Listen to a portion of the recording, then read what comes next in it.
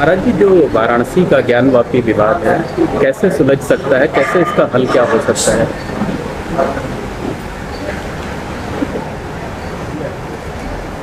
मुस्लिम तंत्र को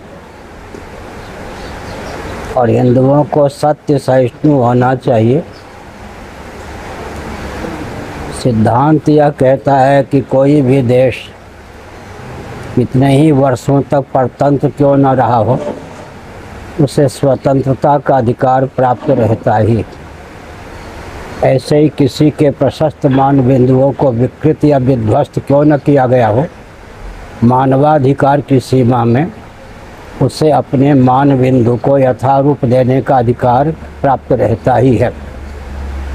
इस सत्य को समझकर आत्मनः प्रतिकूलानि परेशान समाचरेत, we must do to others as we wish them to do to us, this is the golden rule of life. जैसा व्यवहार हम दूसरों से अपने प्रति चाहते हैं, हमारी बुद्धि की बलिहारी है कि हम दूसरों के प्रति वैसा व्यवहार करें। मुस्लिम तंत्र को सत्य सहिष्णुता का परिचय देकर हिंदुओं के प्रति अपनत्व, सहानुभूति और न्याय का रुख अपनाना चाहिए। तो क्या मुस्लिमों को अपना दावा वहाँ छोड़ देना चाहिए? उचित तो यही है महाराज जी, लेकिन मामला अदालत में है, तो क्या अदालत के निर्णय की प्रतीक्षा नहीं करनी चाहिए? अदालत के निर्णय की प्रतीक्षा करनी चाहिए, पर अदालत जो है लोअर कोर्ट से सुप्रीम कोर्ट से फिर नीचे तक चलता रहता है। अब ये जो देश में अदालत की स्थिति है वो तो यही है ना, निर्णय को भी चुनौती देने का काम चलता है, ऊपर से नीचे, नीचे से ऊपर तक चलता ही है। सत्य सहिष्णुता का परिचय देना चाहिए मुस्लिम तंत्र को भी।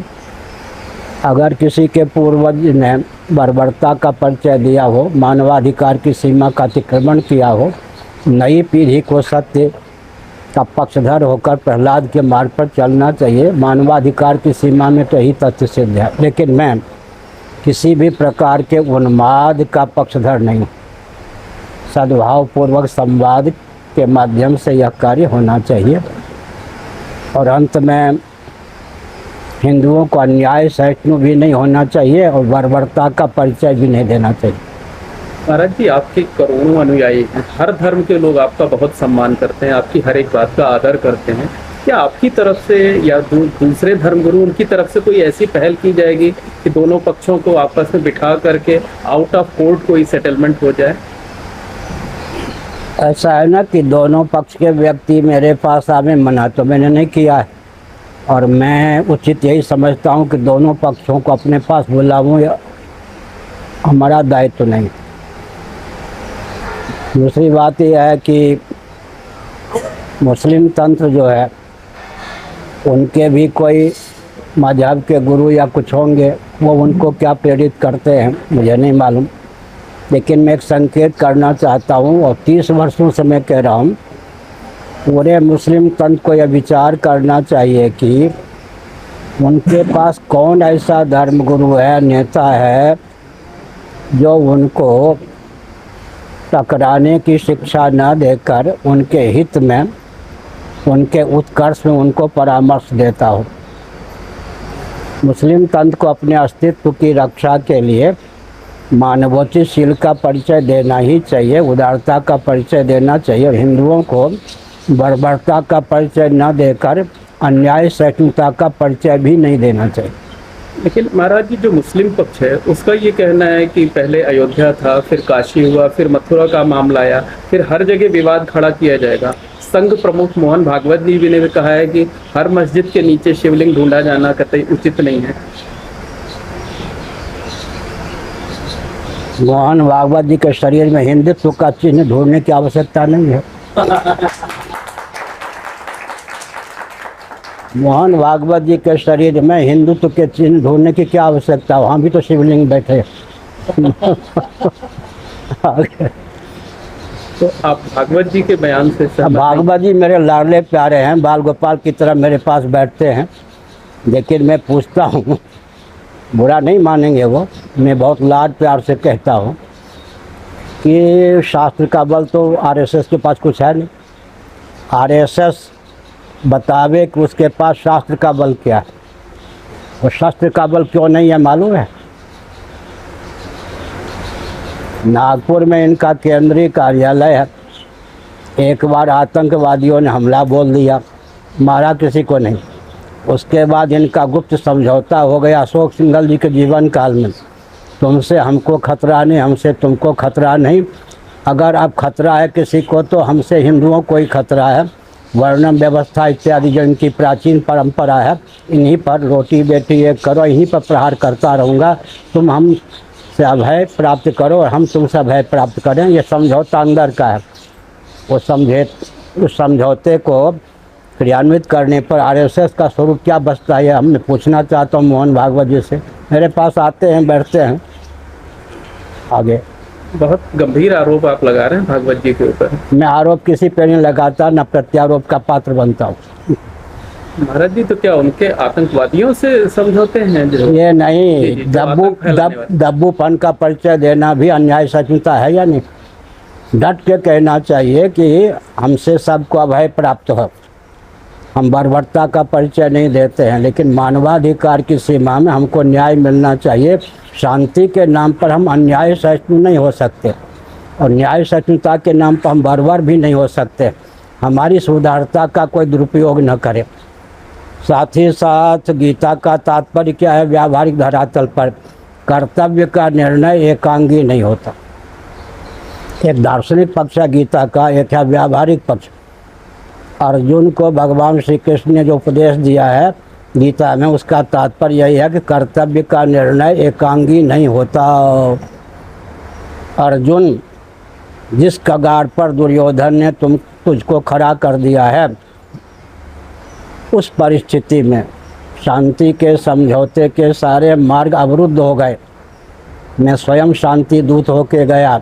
5 पांडवों के लिए मैंने 5 ही गांव मांगा, तो मेरा प्रस्ताव भी ठुकरा दिया गया। अब जिस कगार पर तुमको दुर्योधन ने पहुंचा दिया है, धृतराष्ट्र ने पहुंचा दिया है, तुम्हारा छात्र धर्म ललकार के कहता है कि कर्तव्य का निर्णय एकांगी नहीं होता। तो महाराज जी क्या उनके बयान से गलत संदेश दे गया है? देखिए, मोहन भागवत जी का अपना स्तर है, उनकी समीक्षा एक शंकराचार्य से करवाना आपके लिए भी अनुकूल नहीं और उचित नहीं। अच्छा महाराज जी,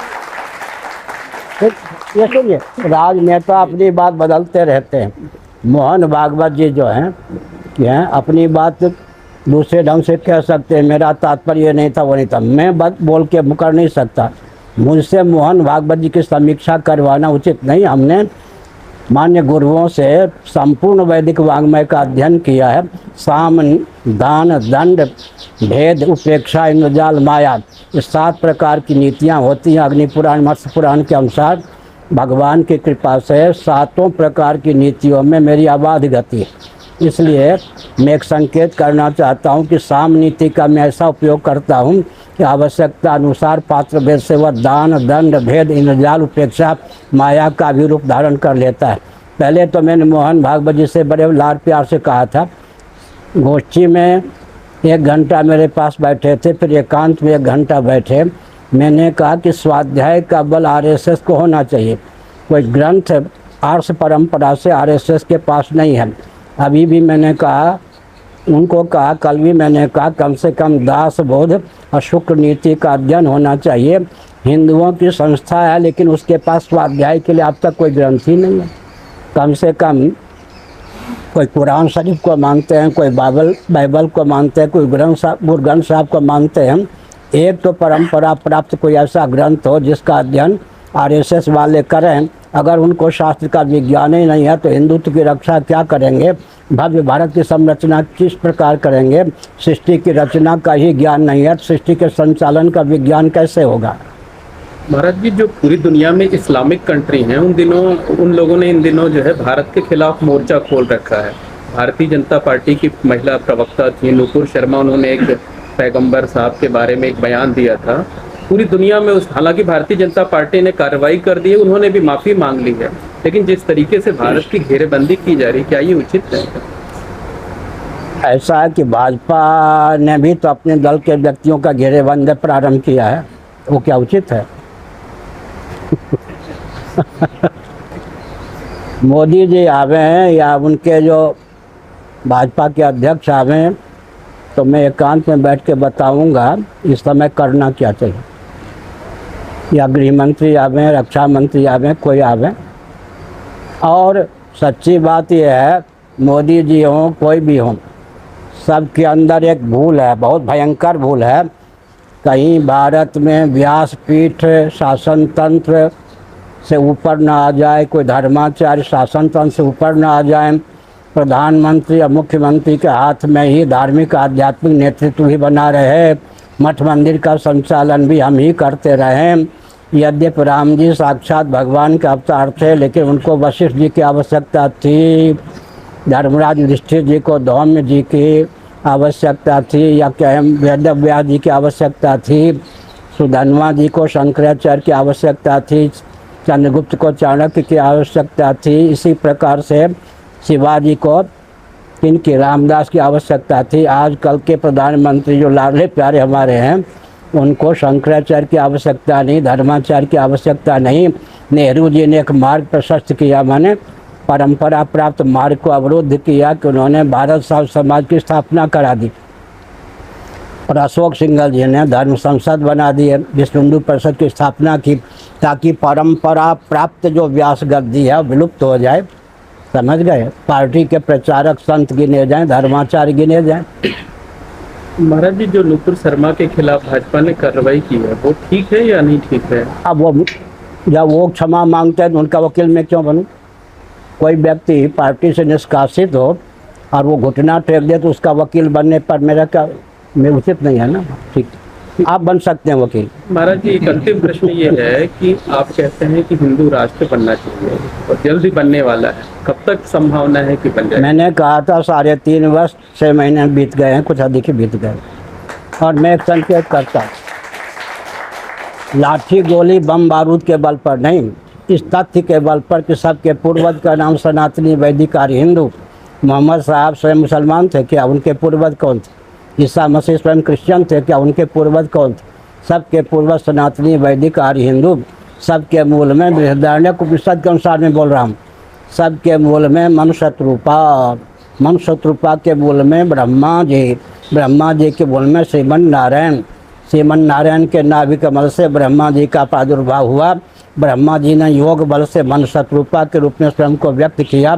शत्रुपा ने 84 लक्ष योनियों में स्त्री शरीर के रूप में स्वयं को उद्भाषित किया। मनु ने 84 लक्ष योनियों में पुरुष के रूप में सबको ख्यापित किया। डंके की चोट से यह तथ्य सिद्ध है कि सबके पूर्वज सनातनी वैदिक आर्य हिंदू अपने पूर्वजों के मार्ग पर चलने में लाभी। और हमारे पूर्वज ऐसे नहीं थे कि छुई मुई थे, वो दर्शन विज्ञान व्यवहार तीनों में सामंजस्य साधने में समर्थ थे। विद्या और कला में पारंगत थे। 32 विद्या 64 कला में पारंगत हमारे पूर्वज थे। और सबके पूर्वज का नाम ही सनातनी वैदिक आर्य हिंदू है। श्रीमद् भागवत के अनुसार मरीचि इत्यादि जो महर्षि, उनकी धर्मपत्नियों के गर्भ से देवता इत्यादि, शेष नाग गरुड़ इत्यादि उत्पन्न नहीं हुए। ये तरुलता गुल्म इत्यादि वृक्षादि स्थावर प्राणी भी उत्पन्न हुए। सबके पूर्वज सनातनी वैदिक आर्य हिंदू। अपने पूर्वजों के मार्ग को पहचानना, उस पर चलना मैं कहता हूँ तो ये कोई अन्याय है क्या? ये तो न्याय है। सबको तो उचित मार्गदर्शन ही दे रहा हूँ। महाराज जी, एक अंतिम प्रश्न ये है, अंतिम प्रश्न, राष्ट्र बनेगा कैसे? क्या जो हिंदू राष्ट्र बनेगा कैसे? क्या जो भारत में मुस्लिम रह रहे हैं तकरीबन 20 करोड़, मैं कह रहा हूँ जाएंगे या कि उनका रस खान भी मुसलमान थे या नहीं? रहीम भी मुस्कान, क्या रहीम जी भी कौन थे? मुसलमान थे या नहीं? मानवोचितशील, अंग्रेजी वाले कह सकते हैं फंडामेंटल जो रूल हैं, मानवोचितशील का परिचय दें। मुसलमान बने रहे। ऐसा नहीं कि मुसलमानों की उपयोगिता नहीं है, लेकिन गो हत्यारे बन के मुसलमान न रहे। कोई हिंदू भी अगर, सुनिए, कोई हिंदू भी अगर गो हत्या का पक्षधर होता है तो हिंदू कहने योग्य नहीं है। गो हत्यारे बन के मुसलमान न रहे। मानवोचितशील का परिचय दें, जिए और जीने दें। मैंने कल भी कहा था, जो तमोगुणी व्यक्ति होता है उसकी भावना क्या होती है? लूटो पीटो मौज करो। रजोगुणी खाओ पियो मौज करो। और सात्विक जो व्यक्ति है, जियो और जीने दो। शुद्ध सात्विक जो है, सबके प्रिय सबके हितकर होकर जियो। तो हम लोग सबके प्रिय सबके हितकर होकर जीने वाले हैं। लूटो पीटो मौज करो, खाओ पियो मौज करो, जियो जीने दो, बस उससे ऊपर हमारा स्थान। और क्या पत्रकारों से नीचा थोड़े है या बराबर। ये है